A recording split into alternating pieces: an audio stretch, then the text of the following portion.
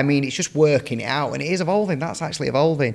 But what I'm trying to say is a lot of the stuff that we did at the beginning was unthought of. People used to say, "Oh, get Nick round from M&R. He'll bring you bloody dinner," and I would.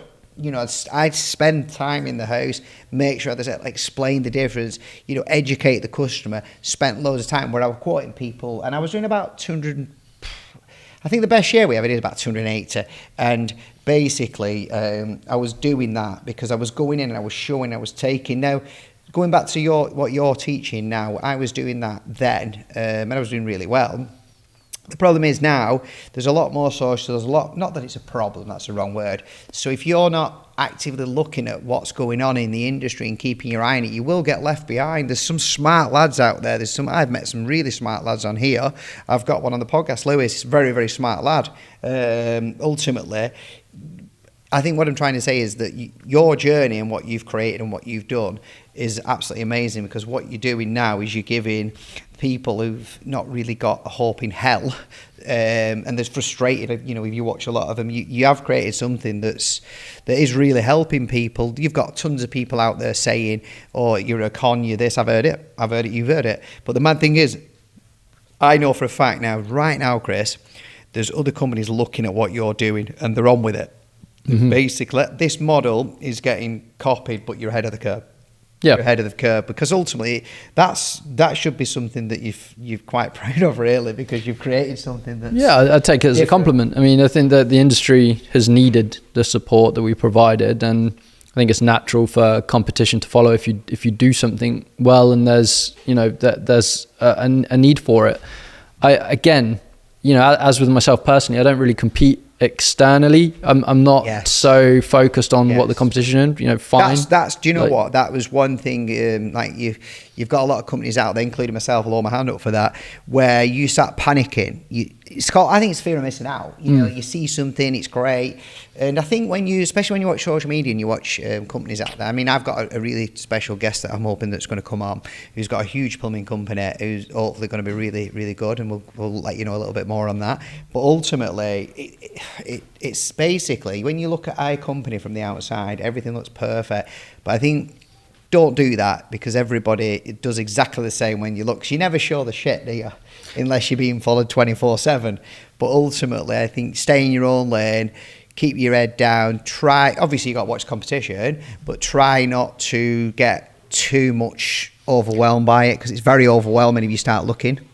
What advice have you got on that for us? I would say, I think there's all such great observation. When it comes to the competition, there's examples in history where people have taken their eye off the ball and it's wiped them out, right? Things like Nokia, we all know what happened to those guys. Unreal. Yeah, the whaling industry back in the 1800s was, as far as I understand it, one of the biggest industries globally that there was, and with the invent of fossil fuels and the combustion engine and all of that kind of taken over, it just kind of wiped that out straight away. So there's times historically where you look back and people have taken their finger off the pulse with it, and it's been to their own detriment. Domination can cause that, can't it, I suppose? Because if you're dominated and you don't see the up and coming, you've got to see the up and coming. You've got to be with the times, because we're currently evolving out all the time. AI, for instance, you're absolutely spot on. I mean, that's brilliant advice for the listeners that are listening, that ultimately I would caveat it though. I would caveat it and encourage people not to externalize again too much. Don't focus so much on what the competition are doing.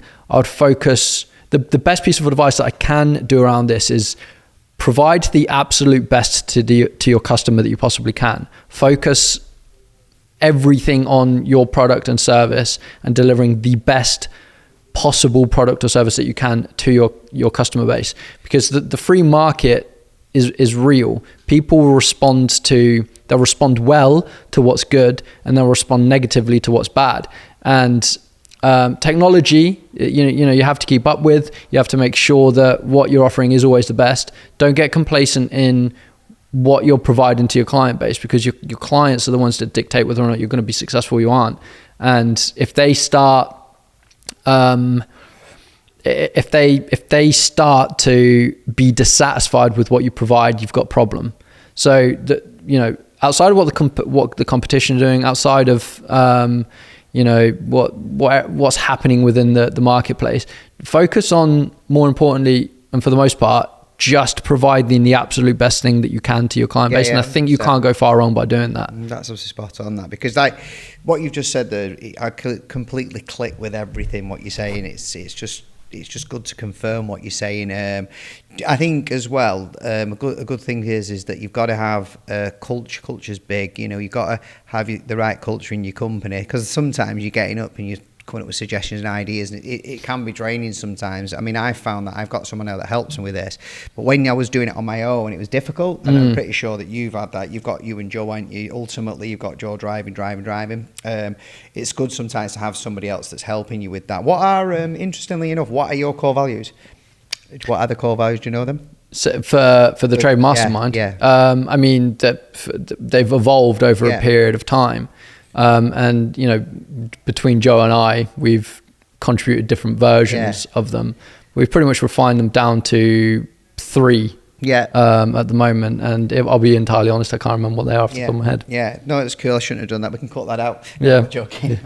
Cut. No, but ultimately, that is something. The reason why I've got that, because I was coming down, there was something I mean, it was, I forgot what it's bloody called. I've just told you what it was called when I was listening to audio, but scaling. He was saying that a specific company wrote a blueprint out for core values and actually staged. So when he had an issue with a problem, they would say, have you read the book? Because ultimately, I think a lot of people, especially like in teams, it's easier to say, I'll offload that onto Chris. You must get this. Offload it onto Chris without dealing with myself, and then I can get onto the easier thing. That's one of the things that I am, trying to concentrate on at the minute. Where you hit the nail on the head. A poorly run business, right? So, for instance, unless you come up with an idea or you get, for instance, a level. So the problem is, if I keep getting asked the same things, the people that are asking, they're not doing it because they don't really want to. It's because ultimately it's easier. So, they offload. So one of the biggest problems I get is where I'll be doing something, I'll be up to something, they'll be offloading, they'll offload into me, and I'm already doing something. And I'll say, whoa, stop. I can't take this in now. And like, well, I'm only asking. But I think our core value is going to be to embrace people so that they can, not have that. So there's something they can go back to. So as I was coming down, I don't know if you guys have got, I think it's a good idea to have a blueprint for your values and your things that you're doing, because there's a blueprint for industry, there's a blueprint how that works, but I've never really seen a blueprint for a director when he needs something to look at. Yeah, no, it's great. I mean, I think it's important to have your own core values as well as an individual, and I've always kind of aligned with the C's framework. I don't know even if this is actually a thing or something I've made up over time, but the C's framework to me is consistency, collaboration, clarity, client focus first, constant never-ending improvement. I think if you focus on core values straight away. So 100%. Those things there for me are everything. Because you did mention, didn't you? I know the company's separate, but there's you, which is, you've said your self-development, so that just tells me everything there then, whereas a director, which you are, that's important to know. What you're saying there is important to know, that you need to have something in your head, because it's sometimes a bit lonely, isn't it? You find it a bit lonely, like you're at the top and you're like, shit, where do I go? And everyone's coming to Chris and all these problems. Yeah, running a business is a lonely enterprise. It can be, and the buck always stops with you. But I would say that unwavering from your own values is all that keeps you sane.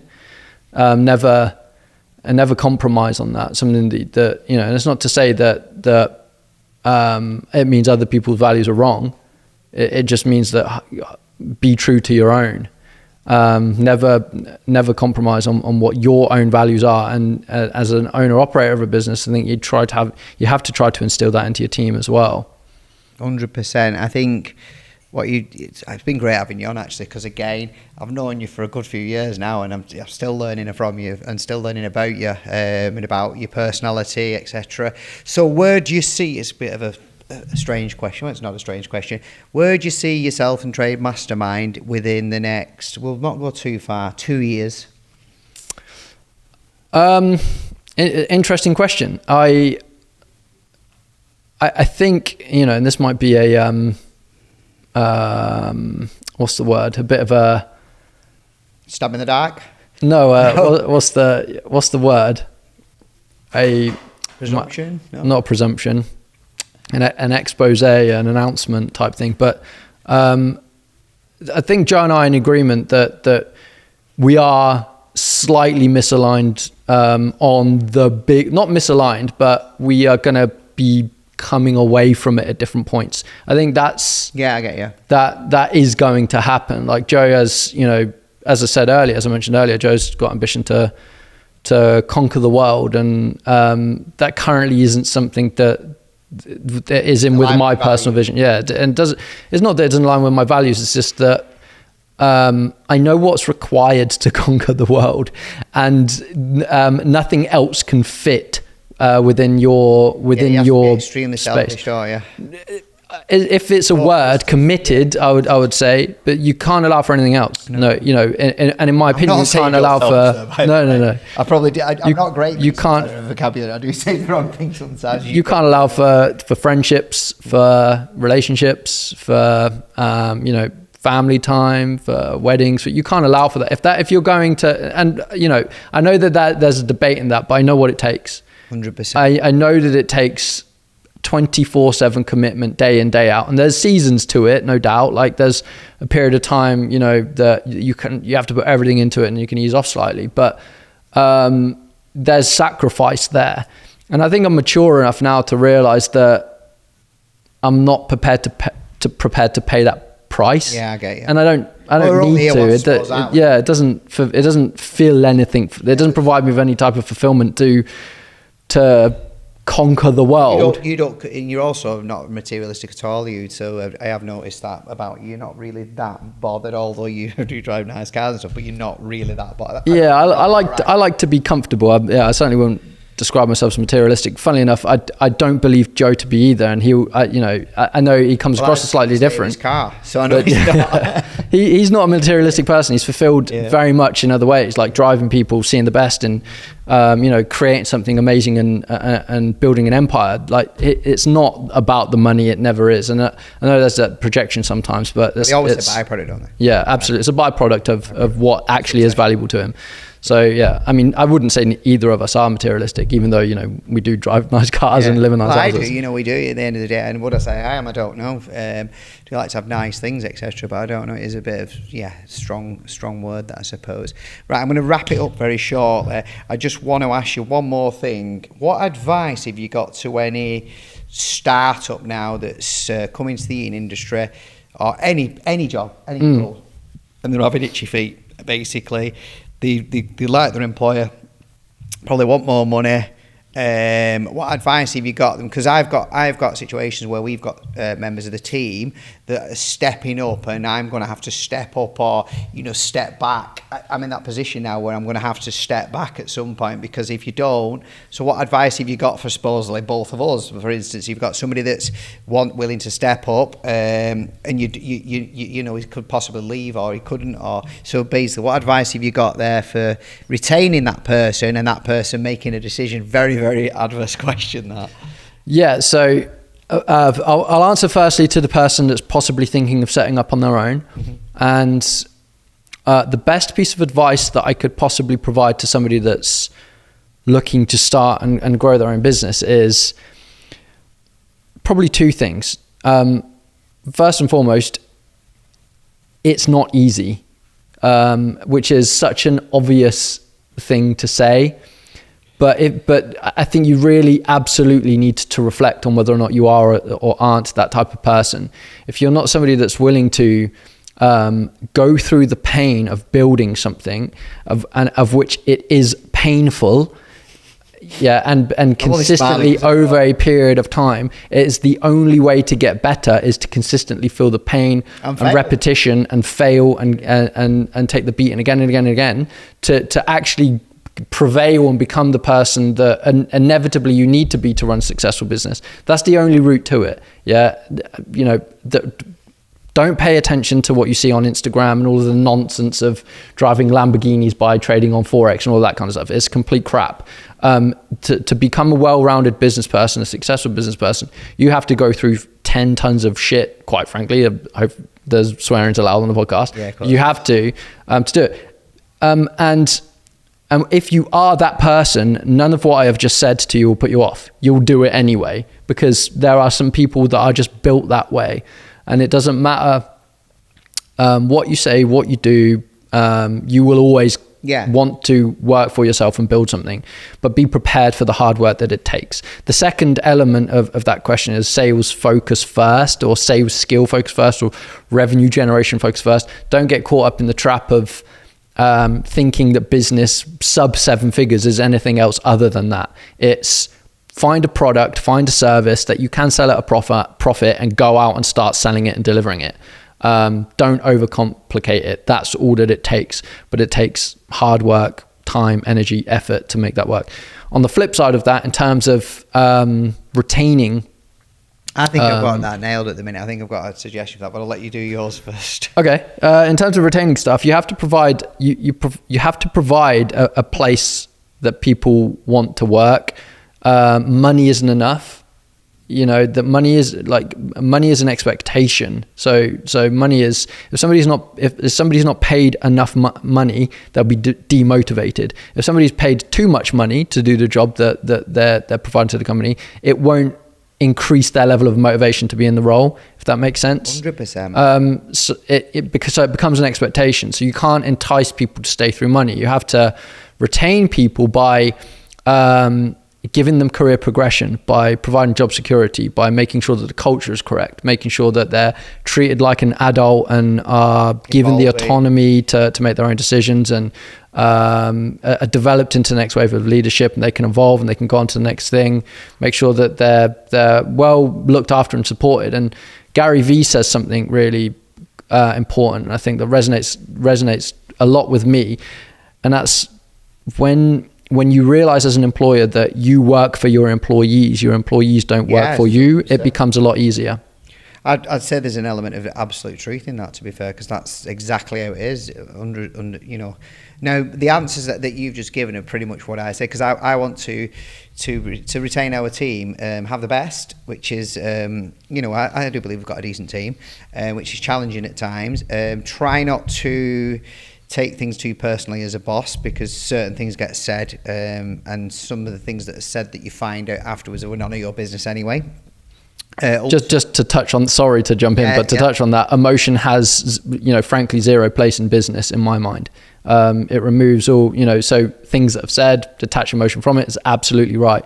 You know, don't be sensitive in any situation. I'll be up again. I failed with that a few times myself, made the wrong decisions, felt sorry for myself, felt sorry for the people, not really making the actual right decision for everybody. So ultimately, I think another great thing is we're currently advertising at the minute for a new engineer. So we're thinking, how do we get the best of the best? And I think the best way to is, like you said, not necessarily the money, but the actual culture, the environment, making it a happy environment.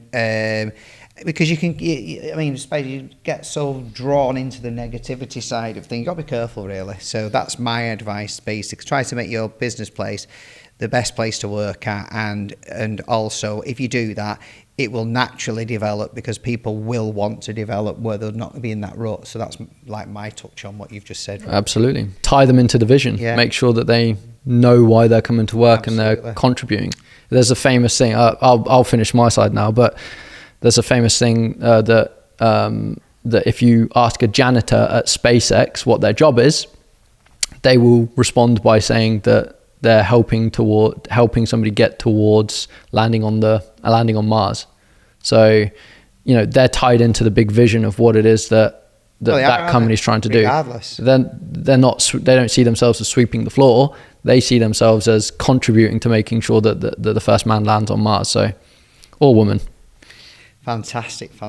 Well, I've really enjoyed it. It's been great. Thanks for coming on. Thanks again for having me, Mick. Another one at some point with you, but it'll be a completely different spin on it. If anybody's got any questions or anything like that, I'd urge you to just drop us a direct message or pop it in the link, etc. You can follow us. We are setting up some why is my mind gone blank? We are setting up some YouTube channel. In fact, it's already set up. We have already got content on there. We've just not released it yet. We've also got coming TikTok. This is going to be different to what this will be about the actual don't get left out in the cold. We're just coming up with some names at the minute to shorten it down on TikTok and things so we can fit it out there. So that's something that I really want to get out there as soon as possible. So I'll be getting onto that probably in the next couple of days, and hopefully we'll be getting that out to you guys and letting you know. Thanks very much for listening. I hope you've enjoyed today. If you've got any experiences, anything that you can share with me, I'd love to hear from you. Thank you very much. Take care, guys, and listen, do not get left out in the cold.